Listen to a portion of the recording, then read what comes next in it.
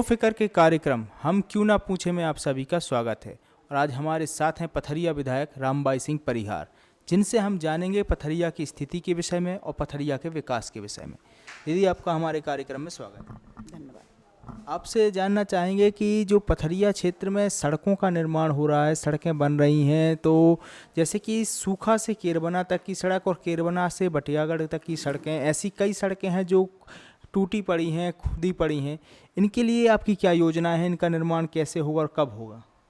देखिए, जो सूखा से केरबना की रोड है ये स्वीकृत है और मनीष शर्मा के पास इसका ठेका है, पर वो कर नहीं रहे हैं। वो बोलते हैं कि हमें पहले का जो पैसा है वो पहले पैसा हमको नहीं मिला है, शासन पैसा उनको नहीं दे रही है, उनका ये कहना है। मैंने जो अधिकारी हैं मैंने उनसे भी चर्चा की है कि जब ये स्वीकृत है और मंजूर मैंने ही करवाया और इसका टेंडर लगा, इसको इसके ठेका इसको मनीष शर्मा जो हैं उनके पास है, पर ये लोग काम नहीं कर रहे। इसकी कार्रवाई मैंने भोपाल स्तर पे भी की है, अधिकारियों से भी चर्चा की है। अब ये बोलते हैं पैसे नहीं हैं, अधिकारी भी बोलते हैं पैसे नहीं हैं। ठेकेदार से बात की तो वो बोला दीदी मैंने पहले जो काम किए उसके पैसे नहीं मुझे मिल रहे, अब मैं नया काम कैसे शुरू करूं, इसका कोई पैसा ही नहीं। जैसे कि ये बटियागढ़ से या केरबना की रोडें हैं या फिर कहीं खड़ेरी की रोडें हैं, ऐसी कई रोडें हैं जो और भी परेशानी से सबब बन रही है। लोग गड्ढे भी हैं, आप भी जाते हैं, सफ़र करती हैं तो इसमें देख पाती होंगी। तो इनके क्या निराकरण होगा, कैसे निराकरण होगा? जो सड़कों में गड्ढे बने हुए इनका निराकरण कैसे होगा? इनका निराकरण तो बिल्कुल से बहुत जल्दी होगा और इसकी चर्चा मैंने भोपाल में भी की है। और जहाँ तक है ये पैसे ना होने का कारण है, भाई अधिकारियों से लेके ना सभी सिर्फ एक ही बात कहते हैं कि पैसे नहीं है। अब बताइए ऐसे में क्या कर सकती हूँ? जानकारी दे सकती हूँ, अधिकारी भी परेशान हैं। और केरबना से लेके एक रोड मंजूर हुआ है, वो तो टेंडर भी लगना है उसका।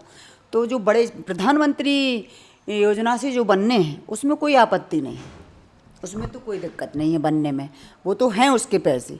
लेकिन जो पीडब्ल्यूडी से बनने हैं या फिर कहीं गड्ढा गुड्डी भरने हैं, इसमें पैसे की बोलते हैं कि पैसे नहीं हैं। आपसे अब जानना चाहेंगे कि कई पंचायतें ऐसी हैं जिनमें ये देखा जा रहा है कि शौचालय वगैरह बने हैं लेकिन वो शौचालय काम करने लायक नहीं है, तो लोग खुले में शौच में जा रहे हैं। एक और देश में स्वच्छ भारत अभियान चल रहा है और दूसरी ओर पंचायतों में लोग खुले में जा रहे हैं, पंचायतों में शौचालय बनने के बाद भी शौच करने के लिए खुले में जा रहे हैं। तो इस पर कैसे नियंत्रण करेंगे आप?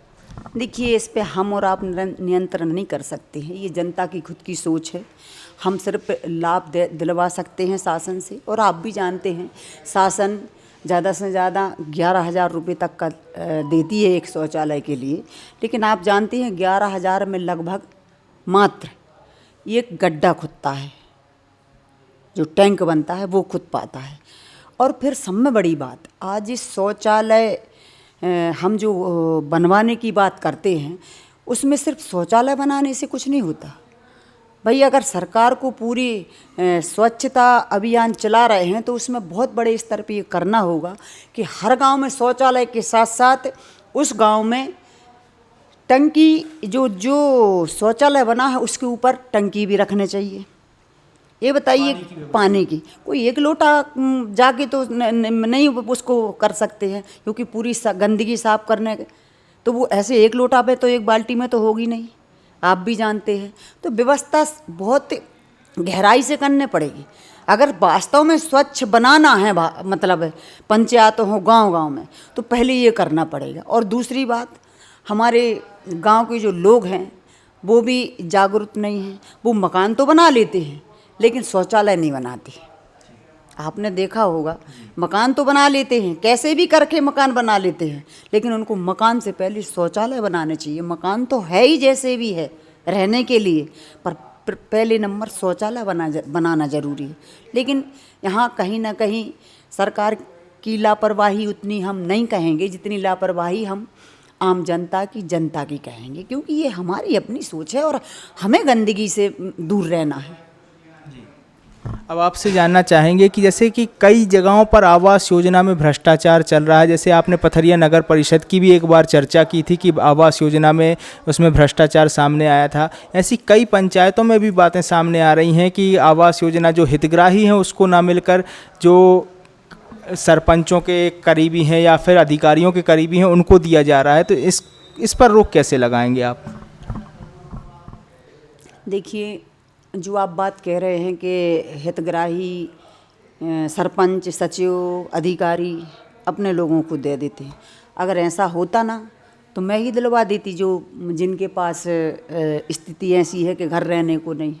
ये 2011 की सर्वे की सूची में जिनका नाम है उनको ही कुटीर दी जा रही है, ना सहायक सचिव, ना सचिव, ये लोग कोई इधर का उधर नहीं कर पा रहे, क्योंकि जो ब्लॉक स्तर पे सीओ बैठे उन्हें भी की जानकारी है, सर्वे किया है। जखथर में, जैसे जखथर जो पंचायत है उसमें एक भी कुटी नहीं मिली है जखथर पंचायत के किसी भी हितग्राही को, ऐसा कारण भी सामने आया है।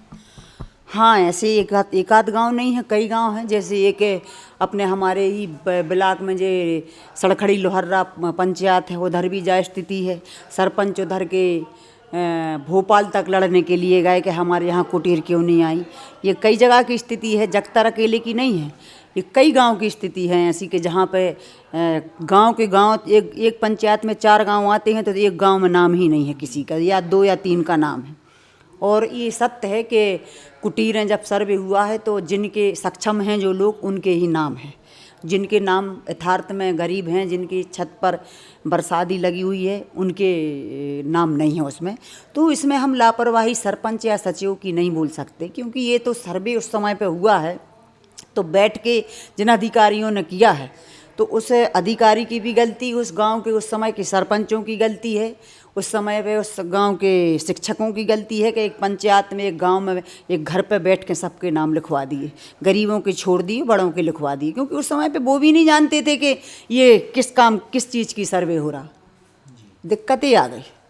यदि आपसे जानना चाहेंगे कि जैसे पथरिया और दमोह को जोड़ने वाला जो सुनान नदी का पुल है वो हर बार बरसात में कहीं ना कहीं डूब जाता है, जिससे आवागमन बंद हो जाता है, आपको भी आने में असुविधा होती होगी, तो ऐसी स्थिति में के लिए निराकरण के लिए, उस पुल के निराकरण के लिए क्या योजना है कि कैसे इस समस्या का निराकरण हो सके?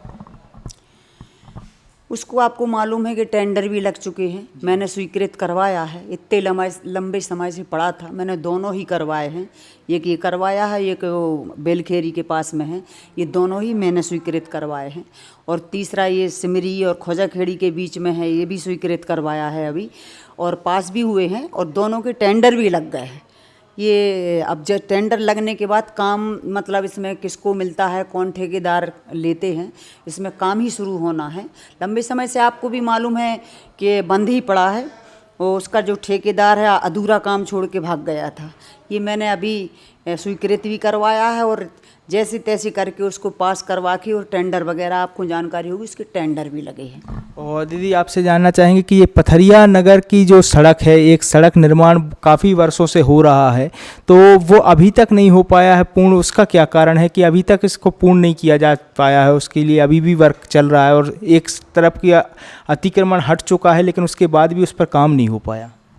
देखिए, आपको भी जानकारी होनी चाहिए, जो बरसात का टाइम रहता है उस पर शासन और प्रशासन की रोक रहती है कि डामलीकरण नहीं होना है, ठीक है, वरना इसके पहले मैंने तुरंत रोड बनवाया था, बना है ना आधा।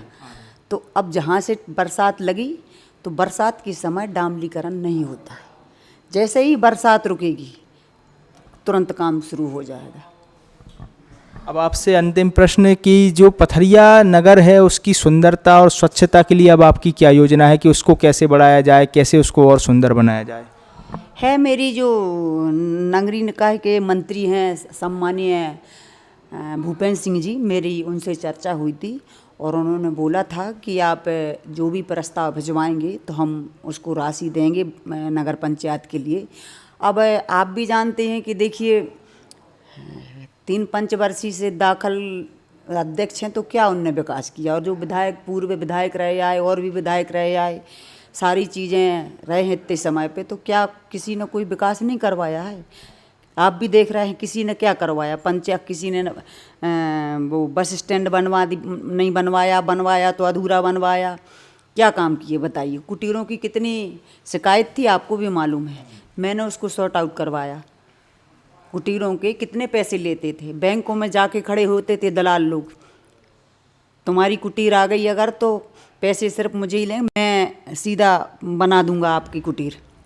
ऐसी स्थिति रही है पथरिया की, पर आज ऐसी नहीं है।